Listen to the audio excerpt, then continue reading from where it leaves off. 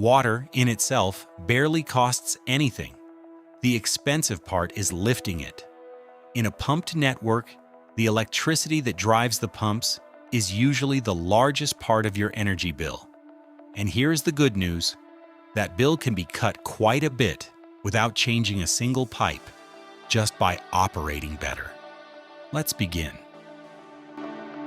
To keep it concrete, this is our network, and it is pumped on purpose.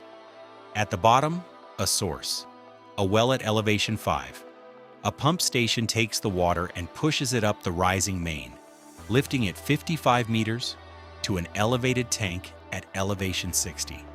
From there, by gravity, the water comes down to the sector, 1,500 connections. Notice who does the work. In the gravity network from the other series, the tank was already up high. Here, someone has to lift the water, and that someone is the pump.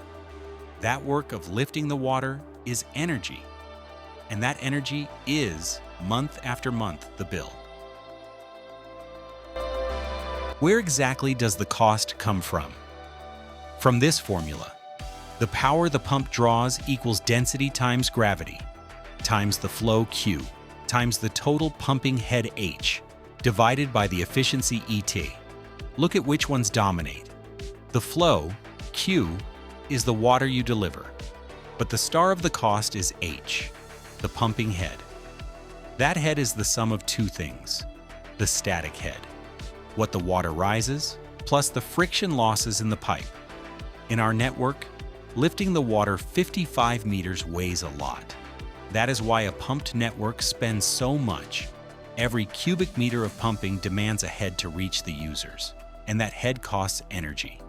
And ETA, the efficiency, decides how much of that energy ends up in the water and how much is lost as heat. That is why, in a pumped network, pump electricity is usually the largest part of the energy bill. Let's put numbers on our network. With a flow of 30 liters per second and a head of 61 meters near the best efficiency point, the pump draws about 24 kilowatts. That is 22 hundredths of a kilowatt hour for every cubic meter you pump, the specific energy. In a day, pumping the sector's volume, that is about 570 kilowatt hours. At a typical tariff, about $86 a day, which over a year is more than $30,000. $30,000 a year, just in pumping electricity. And all of this without changing a single meter of pipe. That is the bill we are going to learn to cut. To cut it, first we have to understand where the pump works. Every pump has a curve. The more flow it delivers, the less head it gives. This one, the pump curve.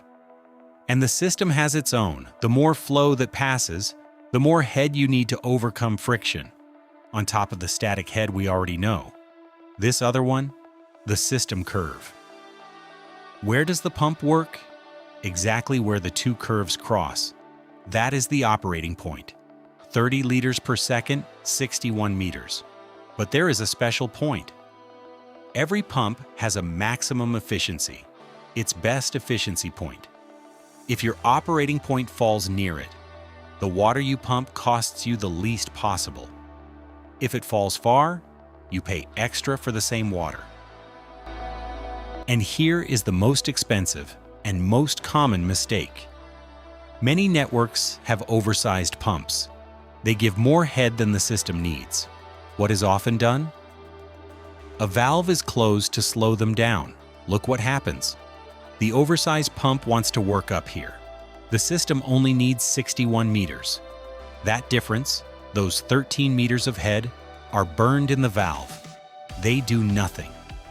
It is energy you spend to pump the water to a higher head than necessary, and that you dump in a valve as heat. In this example, almost 20% of the energy wasted. Throttling an oversized pump is literally spending extra energy just to bring the pump to the operating point you need, and throwing that difference away in a valve. So how do we cut the bill without new infrastructure? With three options. The first, where you operate, keeping the pump near its best efficiency, not oversized and throttled. That is what we saw today. The second, when you pump, taking advantage of the cheap tariff hours. That is what the next episode is about. And the third, at what speed you pump instead of throttling, using a variable speed drive. We cover that in the third. The message of the episode is simple. In a pumped network, it is not about pumping less water. It is about pumping it better. The same flow, the same volume of water, a smaller bill.